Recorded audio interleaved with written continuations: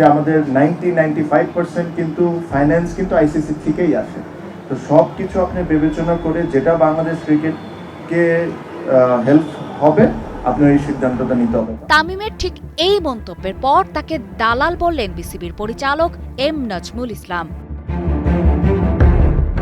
হঠাৎ কি বললেন তামিম ইকবাল? বাংলাদেশ ক্রিকেটে নতুন করে উত্তাপ ছড়ালো তামিম ইকবালের এই মন্তব্যকে ঘিরে। শোনা যাচ্ছে ভারতে খেলতে আসার ক্ষেত্রে বোর্ডের একাংশের আপত্তি নেই, কিন্তু ইউনুস প্রশাসন ভারত বিদ্বেষী মনোভাবের জেরে স্পষ্ট করে বিসিবিকে বুঝিয়ে দেওয়া হয়েছে কোনোভাবেই ভারতে খেলতে যাওয়া যাবে না। সেটা নিয়ে তামিম ইকবাল বলেছেন, সরকারের সঙ্গে অবশ্যই আলোচনা করে সিদ্ধান্ত নিতে হবে, কিন্তু বিসিবি স্বাধীন সংস্থা, সেটার নিজস্ব মতামত থাকতেই পারে। তামিমের এই বক্তব্য প্রকাশ্যে আসার পরই সামাজিক যোগাযোগ মাধ্যমে পাল্টা প্রতিক্রিয়া দেন বিসিবি পরিচালক এম নাজমুল ইসলাম। নিজের ফেসবুক স্ট্যাটাসে তিনি লেখেন, এইবার আরও একজন পরীক্ষিত ভারতীয় দালালের আত্মপ্রকাশ বাংলার জনগণ দু চোখ ভরে দেখল।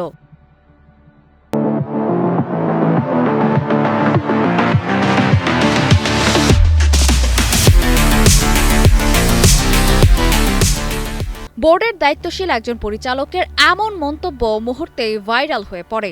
শুরু হয় ক্রিকেট প্রেমীদের মধ্যে তীব্র বিতর্ক।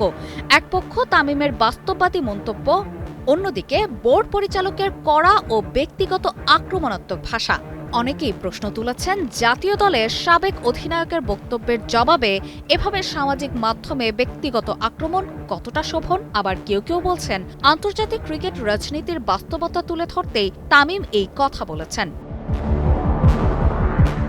এদিকে বাংলাদেশের ক্রিকেটে যার এত অবদান, দেশের পক্ষে 15,000-এর ওপর রান, সেই তামিম ইকবালকে বাজে ভাষায় মন্তব্য করার দুঃসাহস দেখালেন বিসিবি পরিচালক এম নাজমুল ইসলাম। সাবেক অধিনায়ককে অপমানজনক মন্তব্য করায় সোশ্যাল মিডিয়ায় তাকে ধিক্কার জানাচ্ছে ক্রিকেট প্রেমীরা। এই ঘটনায় বিসিবির অভ্যন্তরীণ মতবিরোধ প্রকাশ্যে চলে এসেছে বলে মনে করছেন বিশ্লেষকরা। মাঠের ক্রিকেটের বাইরে এবার বোর্ড বনাম ক্রিকেটারের এই বাক্যযুদ্ধ কোন দিকে গড়ায়, সেদিকেই তাকিয়ে ক্রিকেট অঙ্গন। অপর্ণা বর্ষা, কালের কণ্ঠ।